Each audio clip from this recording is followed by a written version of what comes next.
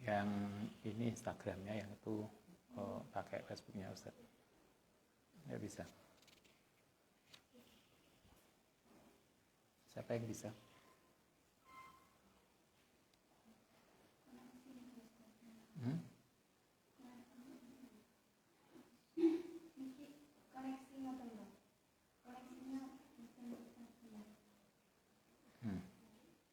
Dikoneksikan musola nggak bisa, udah.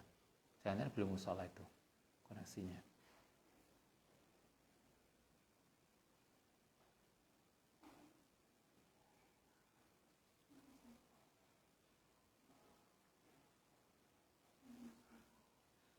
Udah belum? Di anu dulu, dikoneksikan, udah. Assalamualaikum warahmatullahi wabarakatuh.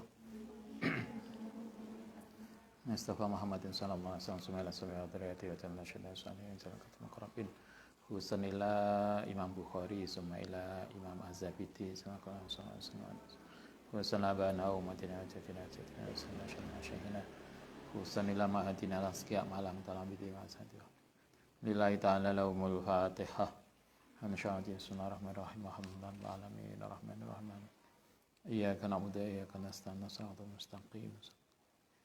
Bismillahirrahmanirrahim. Hadis nomor 99.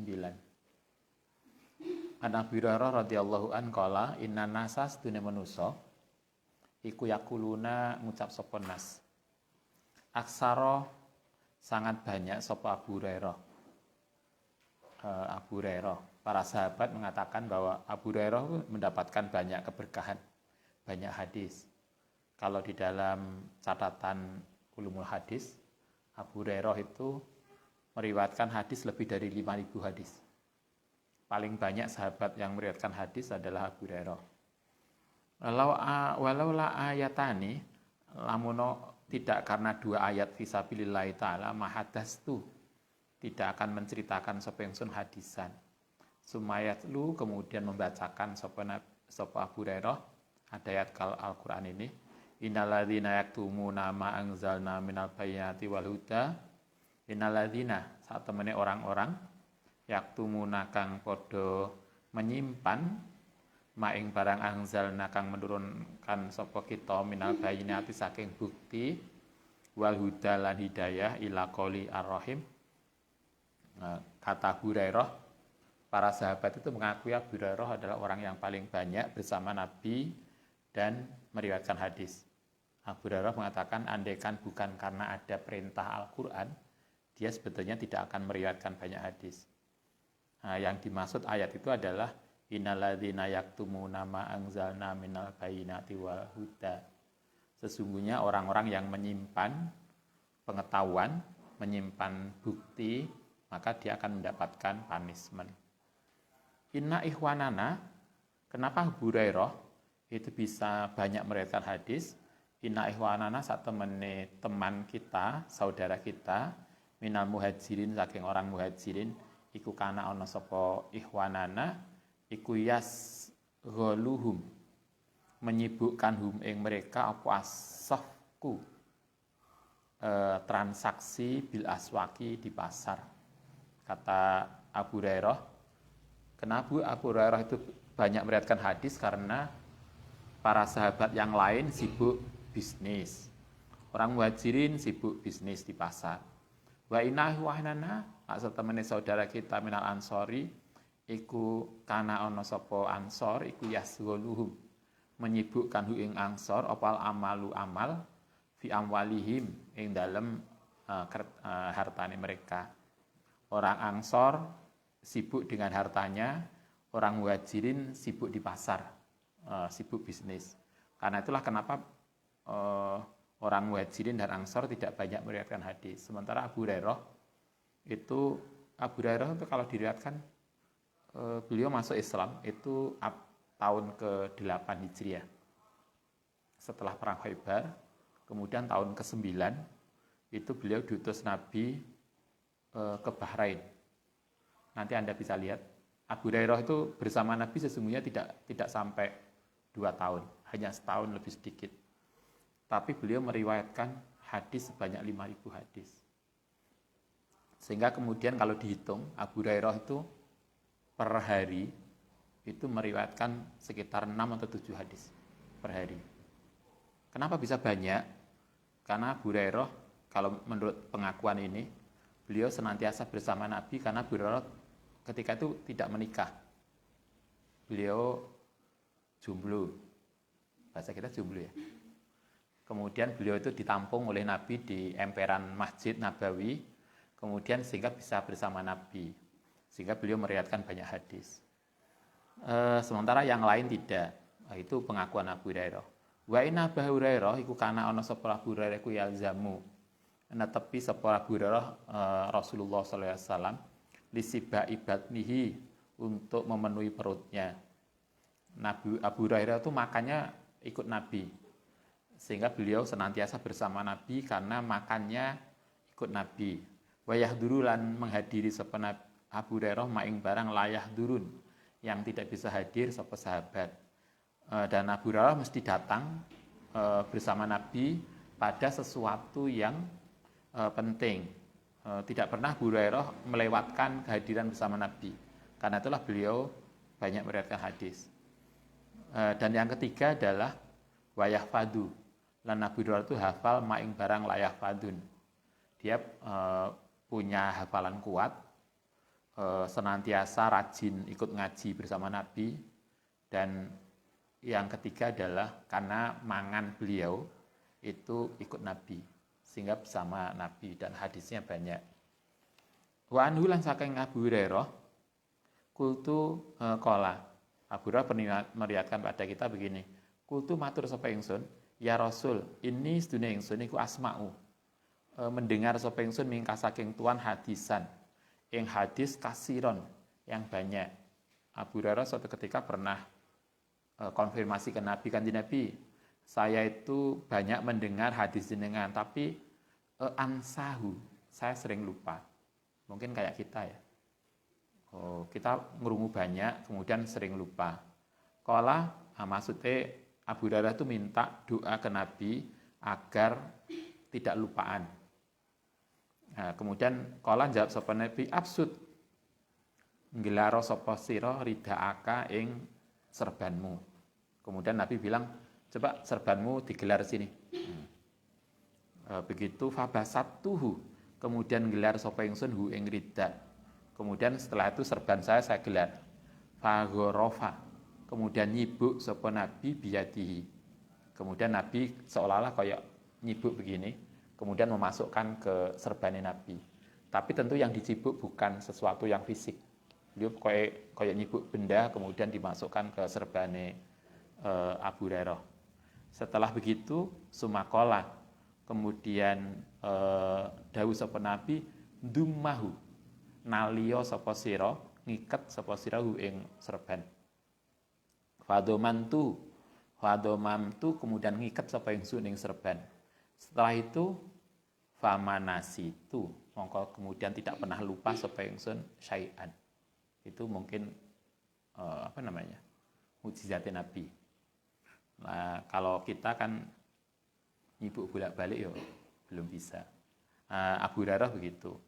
Setelah dikasih itu, Nabi Hurairah mengatakan famanasitu, maka tidak pernah menjadi lupa sapa ingsun syai'an ba'dahu.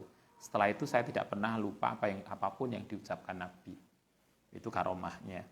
Wa anhu lan saking Abu Hurairah radhiyallahu anhu qala, hafidtu njogo sapa ingsun, menghafal sapa ingsun minan Nabi sallallahu alaihi wasallam wi'a ini ing dua hal. Kata Abu Hurairah, ada dua ilmu yang diajarkan Nabi pada saya. Fa amma ahaduma, adapun yang salah satunya fabasattu, kemudian menjelaskan sapa ingsun. Wa amal akharu, anampun utai yang lain falau basastu, lamun menjelaskan sapa ingsun ing ma kutia, mongko bakal dipotong apa hadal balhum tenggorokanku. Artinya berarti ilmu itu ada dua yang diajarkan Nabi. Ada ilmu syariat yang kemudian diajarkan, tapi ada ilmu lain yang kemudian itu hanya biasanya kalau kita mengatakan itu ilmu hakikat yang tidak bisa disebarkan kepada banyak orang, karena tidak semua orang kemudian bisa paham. Nah, ada ilmu-ilmu tertentu yang hanya bisa diberikan kepada orang yang telah memenuhi itu. Saya kira Anda paham, sama dengan Anda ngajar. Kalau kita ngajar anak-anak SD, anak TK, maka kita akan berusaha untuk melandingkan pemikiran sesuai dengan mereka. Nggak bisa tahu kalau kita ngajar anak-anak TK, kemudian diajar podo karo kita ngajar anak kuliah. Maka anak itu akan salah nanti memahami. Begitu juga ilmu pengetahuan. Ada hal-hal yang tidak bisa disebarkan pada semua orang. Hanya untuk kalangan tertentu saja. Bukan tidak disebarkan, tetapi hanya untuk kalangan yang telah memenuhi dan bisa mikir. Sama dengan kalau Ustadz biasanya ada yang kita bisa bicarakan pada anak-anak S1, ada yang hanya bisa kita diskusikan di teman-teman S3. Ada materi yang hanya di S3 dan itu tidak akan kita ceritakan, kita sampaikan di S1. Ada hal-hal yang benar-benar misalnya sesuatu yang sangat akademik yang kita pada orang-orang dewasa itu bisa memikir itu. Tapi untuk anak-anak yang ini belum bisa. Sehingga kemudian kita ada hal-hal yang kemudian itu bisa disampaikan secara umum, ada hal-hal yang hanya untuk kalangan terbatas. Ada yang ceramah umum bisa disampaikan, tapi ada hal-hal yang hanya bisa disampaikan di kelas. Itu Abu Hurairah juga mengajarkan begitu. Saya menerima 2 ilmu dari Nabi. Yang satu saya sampaikan, yang satu tidak saya sampaikan. Karena kata Abu Hurairah, kalau saya sampaikan, saya yang akan dibunuh oleh orang. Karena akan disalahpahami. Kesalahan kalau kita belajar Wali Songo, salah satu kesalahan Syekh Siti Jenar, kemudian harus dihukum mati, itu kan dia menyampaikan sesuatu yang mestinya untuk kalangan tertentu, kemudian disebar untuk masyarakat awam. Kemudian salah. Kalau kita belajar Ibnu Rus juga mengajari kita, tahu Ibnu Rus ya? Namanya kan terkenal, menjadi nama benar. Ibnu Rus itu mengajarkan tidak semua ilmu bisa di-share pada orang. Ada hal-hal yang kemudian hanya bisa di-share untuk kalangan terbatas. Kalau untuk kalangan terbatas, kemudian di-share masyarakat awam, kemudian masyarakat awam itu salah memahami, maka sebetulnya kesalahan itu bukan di mereka, tapi kitalah yang salah, karena kita telah memberikan sesuatu yang tidak pas untuk mereka. Itulah kenapa kemudian kalau Nabi mengatakan khotibun nas ala qadri ukulihim, bicaralah kepada manusia sesuai dengan tingkat nalar. Kalau mbah-mbah pengajian, kalau Anda nanti pulang kemudian ngaji neng mbah-mbah pengajian wong sepuh, ya nggak usah pakai teori.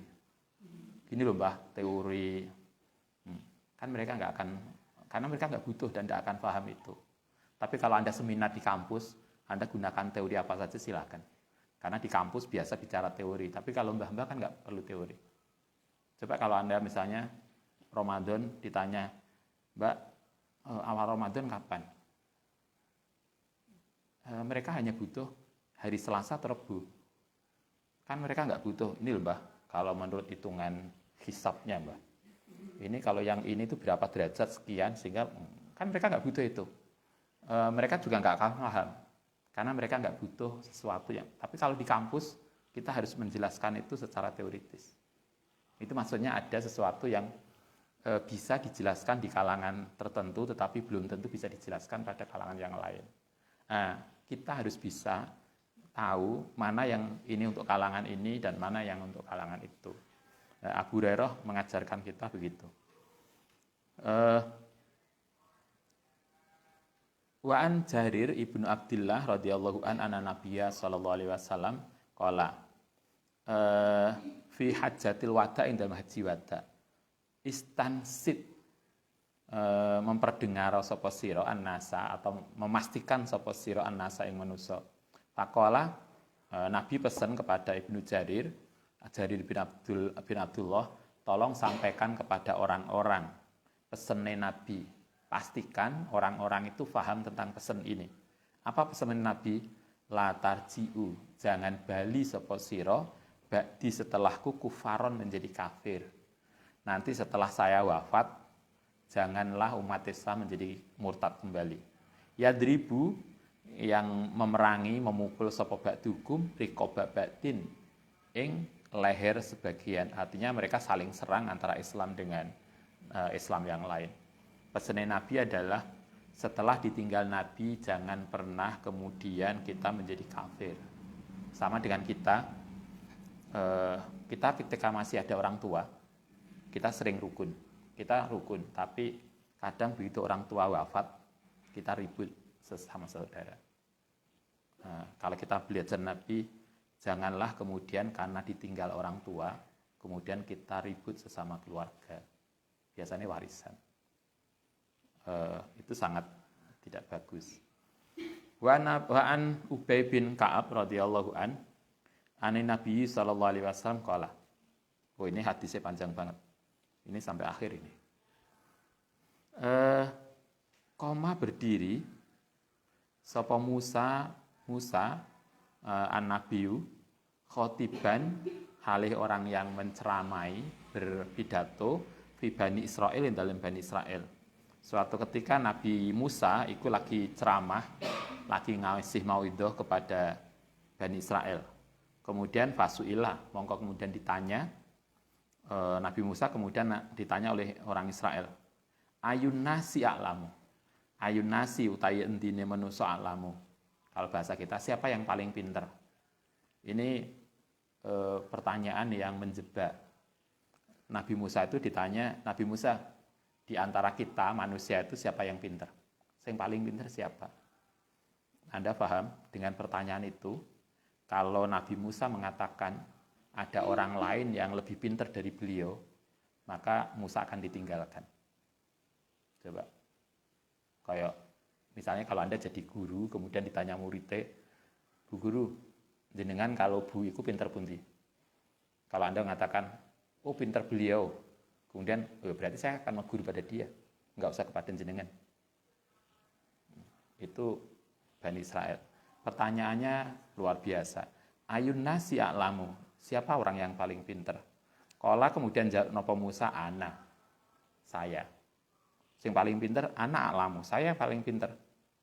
Tapi walaupun konteksnya, dalam riwayat yang lain konteksnya seperti itu, fa'ataba, mongko menegur sapa Allahu alaihi ngatasi Musa.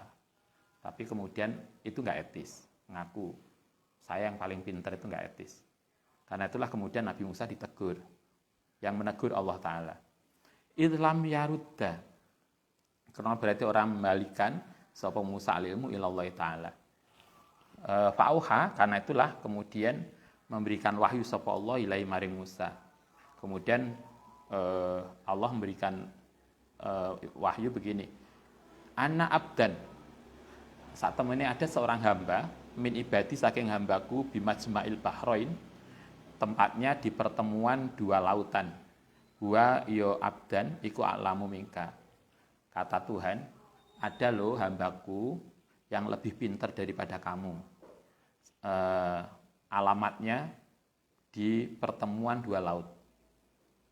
Ada toh di Timur Tengah itu pertemuan dua laut yang tidak pernah ketemu, yang antara apa itu? Kalau dalam Al-Quran banyak toh viral di YouTube yang disyuting antara laut satu dengan yang lainnya itu tetap tidak menyatu, kayak minyak dengan air.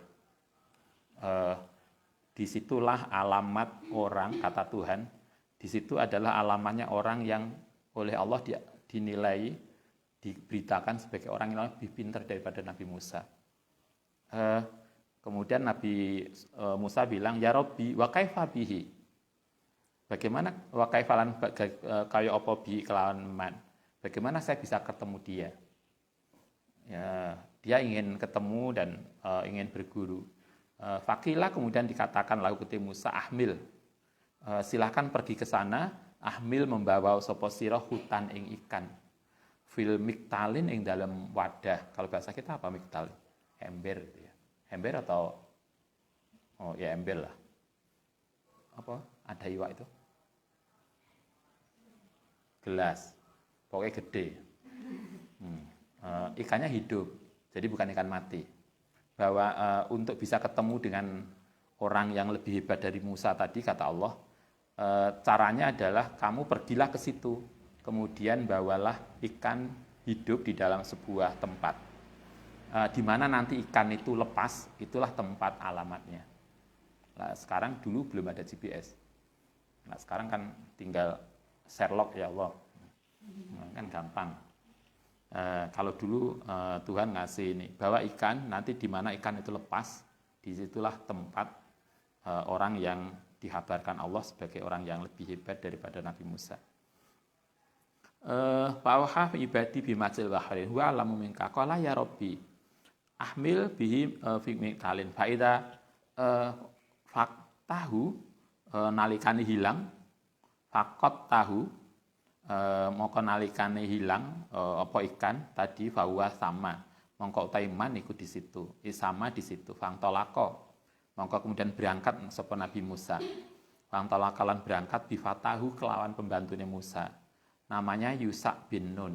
Nabi Musa kemudian pergi ditemani dengan seseorang namanya Yusa bin Nun. Pahamala mongko kemudian nggawa membawa sapa keduanya hutan ing ikan fi miktalin ing dalam wadah hatakana sehingga ana sapa keduanya Musa dan Yusa indah sokhroti ketemu dengan batu besar. Wadoa kemudian meletakkan ru'usahuma ing kepala keduanya fanama kemudian tidur. Fansala kemudian lepas sapa apa al-hutu ikan tadi. Begitu ketemu di sebuah batu Nabi Musa kemudian geledak. Kalau bahasa kita istirahat. Nah, ketika istirahat itu ikannya lepas. Fansala apa al-hutu final miktali saking wadah. Fatahoda kemudian ngambil sapa ikan sabilau ing jalane ikan fil bahri ing dalam laut saroban ing saluran. Mereka ikan itu lepas melompat kemudian menuju laut. Wa kana lan ana li Musa wa fatahu ajaban. Maka itu kemudian membuat Nabi Musa itu takjub. Ikan iso lepas dan mencari saluran kepada air laut.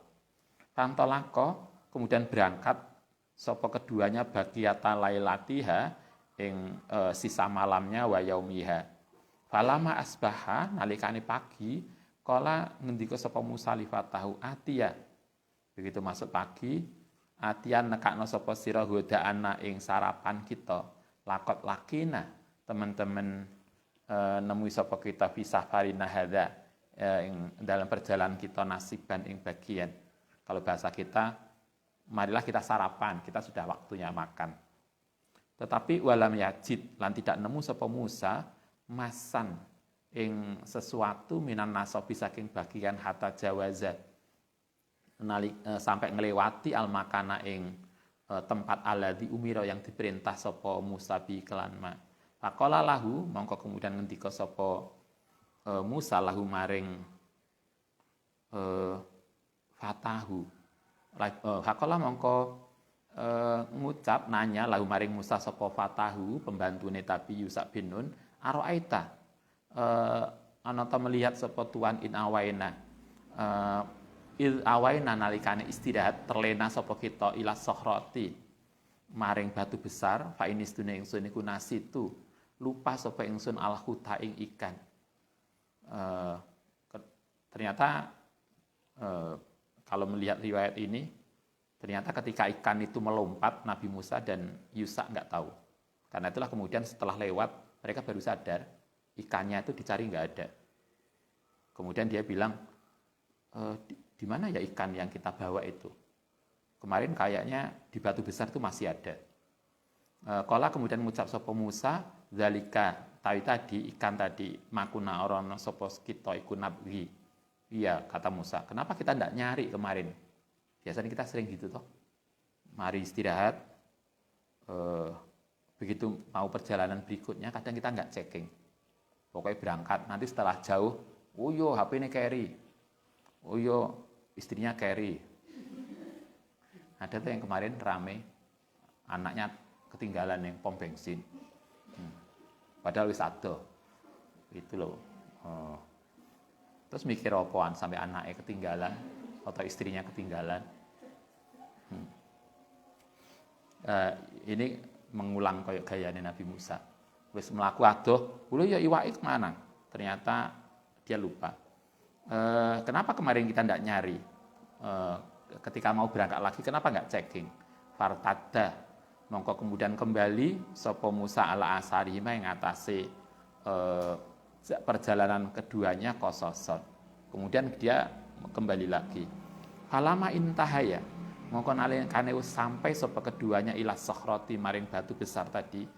Idzan, tiba-tiba rojulun ketemu dengan seseorang musajjan yang dikasih kain bisaubin kelawan baju. Maksudnya tiba-tiba di situ beliau berdua ketemu dengan orang yang bajunya itu tidak kayak kita. Bajunya hanya kain dililitkan saja. Jadi kayak kain kafan. Auqalah satajja bisaubi atau terkafani dengan kainnya. Pasalama mongko salam sapa Musa faqala. Mongko kemudian ngucap sapa Al-Khidir. Nah, ternyata disitulah ketemu Nabi Khidir. Berarti Nabi Khidir itu sudah hidup pada masa Musa. Dan diriwayatkan sampai hari ini beliau masih hidup. Yang senantiasa membimbing santri yang biasanya kuat melek bengi. Biasanya santri-santri yang kuat bangun malam, kita akan ketemu Khidir. Kalau Anda ingin ketemu beliau, biasanya begitu amalannya. Khidir, Nabi Musa hidup. Kalau Anda baca buku Ibrahim Al-Jili, Anda bisa baca dalam Insan Kamil. Itu beliau meriwayatkan, kita kenal ada Dzulqurnain yang diriwayatkan dalam Al-Quran. Dzulqurnain itu adalah muridnya Aristoteles. Aristoteles itu lahir tahun 388 sebelum Masehi. Siapa Aristoteles? Kalau dalam kitab itu dikatakan Aristoteles adalah salah satu murid Nabi Khidir. Jadi dia bukan hanya seorang filosof biasa, tetapi beliau adalah salah satu muridnya Nabi Khidir. Berarti Nabi Khidir hidup pada sebelum tahun 388 sebelum Masehi. Berarti hidupnya umurnya 90 tahun. Suwe banget pokoknya. Faqala Khidir, kemudian ketemu Nabi Khidir. Wa ana sedune kita iku bi aldika lan ridomu apa assalamu salam. Faqala kemudian ngucap sapa Musa ana Musa. Ini etika kita mengenalkan lebih dulu. Kayak Anda kalau WA ke dosen, Ustadz, Assalamualaikum, saya siapa? Misalnya diterangkan dulu saya siapa, kelas, kalau kelas apa, kemudian baru kita menyampaikan apa yang kita mau. Bukan kok, Ustadz mau minta tanda tangan, jenengan bisa ditemui di mana? Ini Anda ini siapa? Karena itulah kalau Anda masih ingat kita ngaji Adhkar, Nabi kan pernah tahu diketuk pintu beliau, ditanya, "Man anta?" "Ana." Kan Nabi kemudian nggak suka, "Ana." Kok saya? Maksudnya kan sebutkan nama kita. Itu etikanya. Ini Musa juga gitu. Saya Musa. Itu ternyata Musa itu belum jelas. Kemudian Nabi Khidir masih melanjutkan. Faqala Musa Bani Israel, Musa dari kaum Israel, karena mungkin nama Musa banyak. Kulo Siti Ustaz, Siti Sopo. Kan nama Siti kan banyak. Siti kan akeh. Apa maneh? Siapa? Biasanya yang nama banyak itu siapa? Robiah, Nisa Ustaz. Yang pondok itu Nisa 5. Ini Nisa dari mana? Nah, kalau ini coba Nabi Musa bilang, saya Musa. Rupanya Nabi Khidir belum jelas. Masih harus dikonfirmasi, Musa dari Israel tah? Makanya kalau kita kenalan jelas. Ustadz, saya ini dari prodi ini, kelas ini. Makanya kadang ada Ustadz nerima WA. Ustadz, saya mau konsultasi, kapan ada waktu? Ini siapa? Kulo ini. Anda dari S1, S2 atau S3? Kan kita harus jelas. Kadang itu yang kita nggak clear. Kita kalau belajar hadis ini, begitu Nabi Musa mengatakan, saya Musa. Nabi Khidir masih mengkonfirmasi, Musa Bani Israel tah? Anda Musa Bani Israel atau Musa yang lain? Baru kemudian Musa mengatakan, "Na'am, ya." Ya, saya Musa Bani Israel. Berarti kenalan Musa belum lengkap. Ketika hanya menyebut nama itu belum lengkap. Karena itulah kalau kita menyebutkan nama, hendaknya ditambahi nama apa. Yang kemudian membuat kita beda dengan yang lain. Kala kemudian ngucap sapa Musa, hal atabiuka ana ta bisa ngikuti sapa ingsun ka ing sira ala antu alimani ing yen to ngajari sapa tuane ingsun mimma saking barang ulimta yang diajari sapa tuan rusdan sebagai petunjuk. Kata Musa, apakah saya bisa ikut Anda agar saya bisa belajar sebagaimana ilmu yang diajarkan Tuhan pada Anda? Ini ngelamar menjadi mahasiswa. Berarti Musa kan ngelamar jadi mahasiswanya Nabi Khidir. Apa komentarnya Nabi Khidir? Qala innaka sedune siraku lan tatastia, tidak akan mampu sapa sira ma'iyya sabrun. Engkau tidak akan mungkin sabar karena beda. Musa itu temperamennya dengan Nabi Khidir beda. Kata Nabi Khidir, kamu tidak akan sabar. Ya Musa, ini sedune ingsun iku ala ilmi ing atase ilmu min ilmi Allah taala saking ilmune Allah taala. Alamani yang ngajari sapa Allah ni ingsun la ta'lamuhu yang tidak ngerti sapa sirahu ing ilmu anta ya sira. Wa anta halitai sira iku ala ilmin mendapatkan ilmu alamaka yang ngajari ka ing sirahu ing ilmu sapa Allahu la alamuhu kang ora ngerti sapa ingsun ing ilmu. Ini ada etika yang luar biasa yang disampaikan Nabi Khidir kepada Musa. Ini etika akademik. Nabi Khidir mengatakan begini, kita itu sebetulnya sama. Saya mendapatkan ilmu yang Anda nggak tahu. Tapi Anda juga mendapatkan ilmu yang saya juga nggak tahu. Jadi artinya kalau bahasa sekarang, sebetulnya Musa dengan Khidir itu sama-sama alimnya, tapi beda kompetensinya. Nabi Khidir ngajari kita untuk menghargai kompetensi orang. Nabi Khidir katakan, saya memang mendapatkan ilmu yang kau tidak tahu. Karena itulah kemudian Allah menyuruh engkau belajar pada saya. Tapi kamu juga harus sadar bahwa sesungguhnya kamu juga punya ilmu yang saya nggak tahu. Ini etika menghargai kompetensi orang. Walaupun Anda mungkin jadi ustadz, jadi bunyai, kita harus sadar, kita mungkin punya ilmu tertentu, tetapi belum tentu kita tahu semuanya. Sehingga kita perlu menghargai orang yang berbeda dengan kita, karena mungkin dia punya ilmu yang kita nggak tahu. Ini Nabi Khidir yang luar biasa. Sehingga kemudian tidak ada kata-kata yang benar-benar kemudian mengatakan Khidir itu di atas Musa.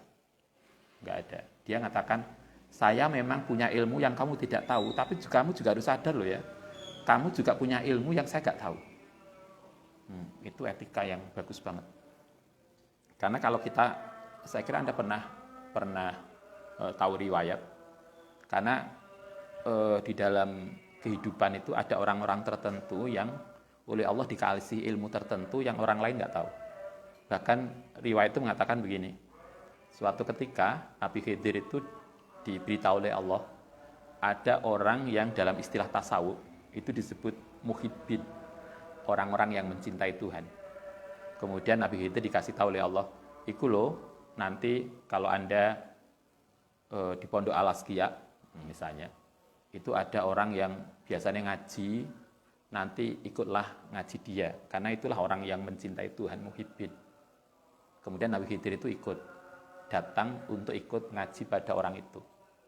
Nah ternyata begitu orang itu ngaji di depan, di masjid itu, dalam riwayat di masjid, kemudian di belakang, barisan belakang, itu ada orang sederhana, nggak ikut ngaji. Dia hanya duduk termenung di belakang. Karena itulah kemudian orang tadi didekati oleh Nabi Khidir. Nabi Khidir bilang, kenapa Anda di belakang? Kenapa nggak ikut ngaji itu loh? Orang yang oleh Allah diakui sebagai muhibbin. Orang tadi jawabannya, jangan rame. Penasaran Nabi Khidir. Dibilangi lagi, jangan berisik. Terus yang ketiga mungkin jengkel orang itu. Kemudian dia bilang begini, awas lo ya, kalau kamu rame, nanti tak bilang pada orang-orang bahwa kamu Khidir. Kaget Nabi Khidir. Loh, kok dia tahu saya? Sementara saya nggak tahu dia. Kemudian Allah bilang,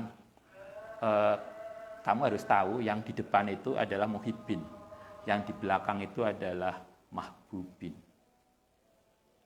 Dia yang mencintai aku, yang di belakang itu adalah orang yang aku cinta. Artinya ada orang yang mencapai tingkatan tertentu, tapi dia tidak paham ada orang lain yang juga mencintai tingkatan yang lain. Itulah kenapa kemudian kita tidak boleh merasa lebih hebat. Karena kita tidak tahu posisi orang itu seperti apa di sisi Tuhan. Ini kan riwayat-riwayat mengajari kita etika, menghargai kompetensi masing-masing. Khidir coba, segitu hebatnya, beliau masih mengatakan, anta ala ilmin la'alamuhu. Engkau juga punya pengetahuan loh ya, yang saya nggak paham. Hanya kebetulan pada konteks ini, saya punya ilmu yang kamu nggak paham dan Allah menyuruh kamu belajar pada saya. Tapi sebetulnya kamu juga punya ilmu lain yang saya tidak tahu. Ini etika akademik yang luar biasa. Qala satajiduni, kemudian ngundika sapa Musa satajiduni, bakal nemu sapa tuan ingsun insyaallah sabiran. Wal aksi lan tidak akan maksiat laka amron. Fantalaka kemudian berangkat sapa mereka, Nabi Khidir, kemudian siapa? Musa, kemudian Yusha bin Nun, yamsiani halih jalan kaki, ala sahil bahri ngatasi pantai. Laisa lahuma yang tidak ono, lahuma kedua mereka apa safinatun. Famarot, kemudian lewat apa safinatun perahu, fakalamuhum, kemudian memanggil sapa mereka hum, ayah miluhuma, yang membawa sapa mereka hum ing keduanya. Faurifa, mongko dikenal sapa Al-Khidir. Kemudian ternyata tukang perahu tadi kenal dengan Nabi Khidir.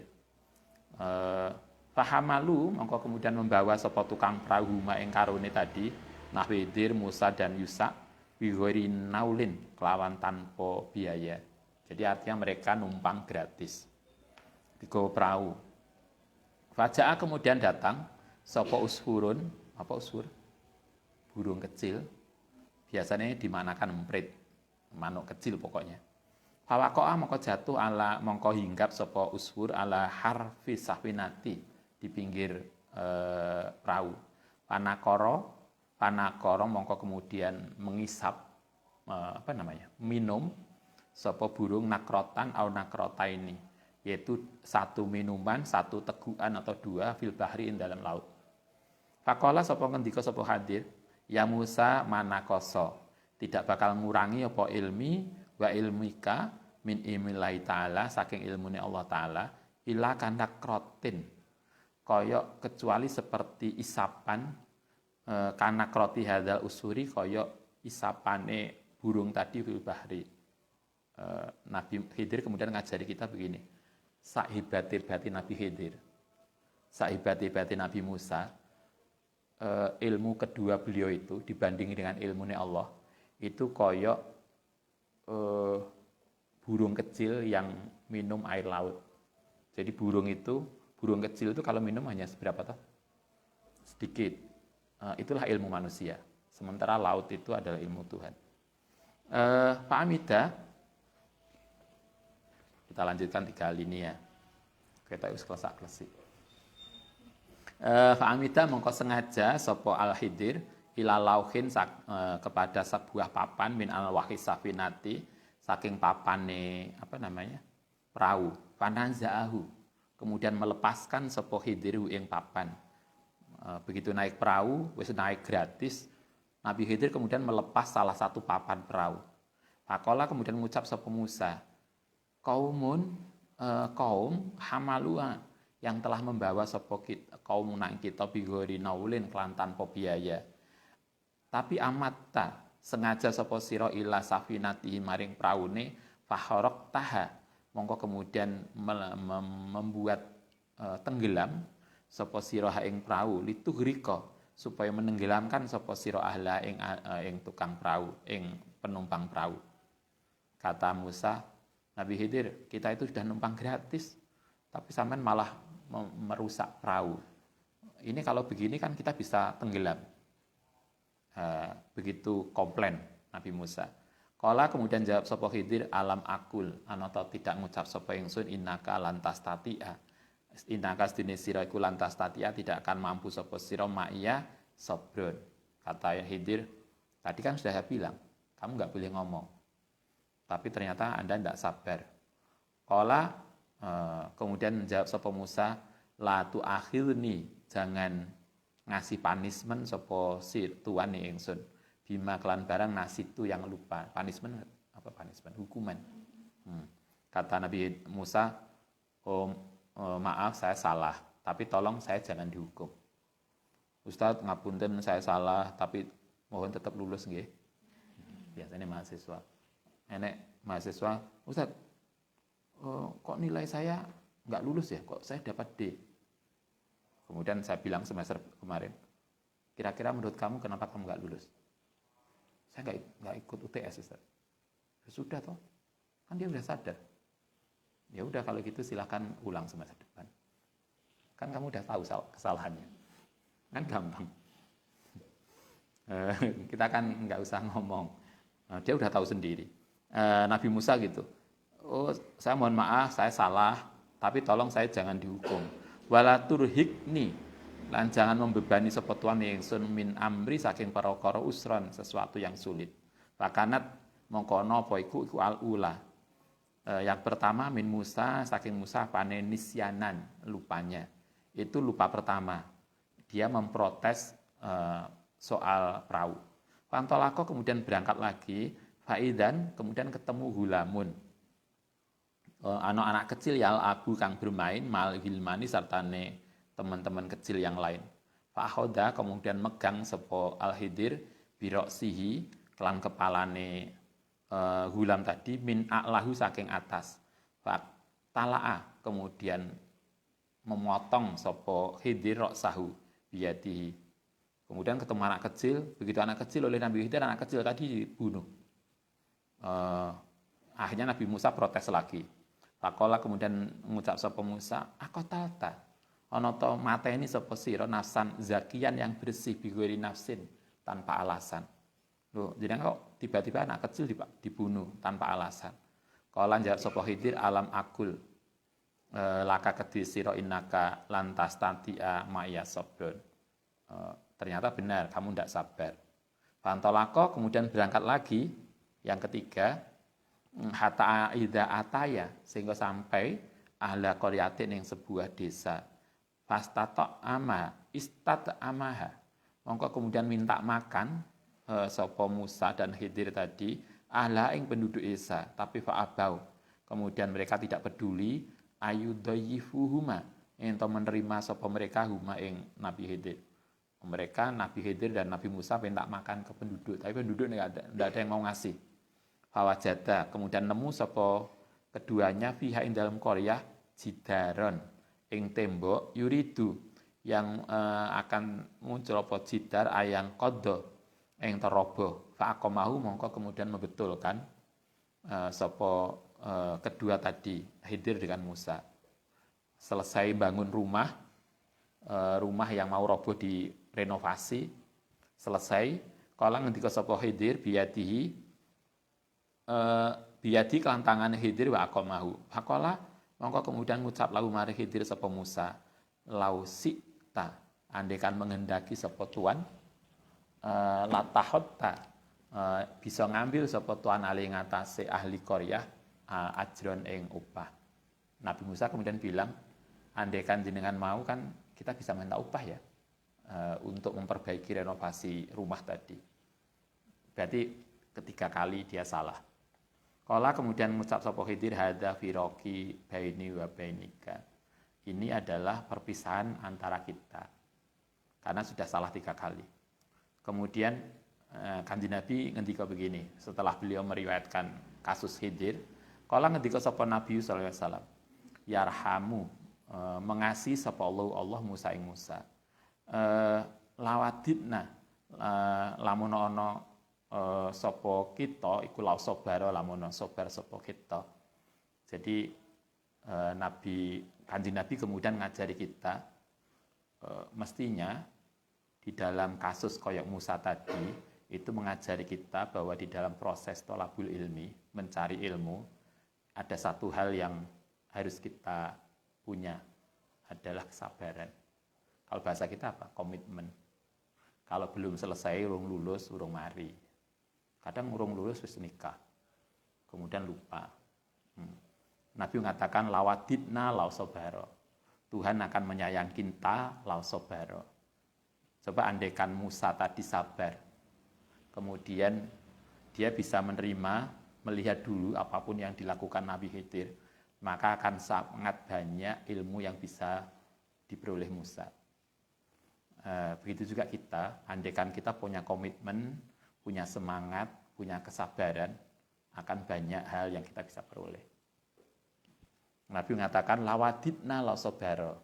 Allah akan menyayangi kita lausobaro hatta yukosso, sehingga kemudian diriwayatkan alaina yang ngatasi kita min amrihima, saking perkarane dua orang tadi. Oke, nanti kita lanjutkan besok. Al-Fatihah.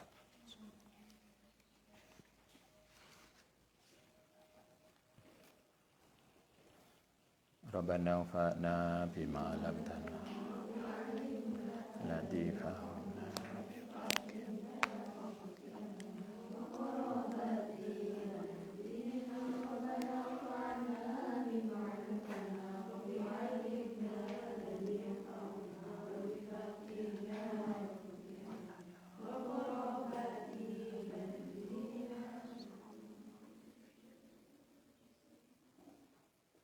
Assalamualaikum warahmatullahi wabarakatuh.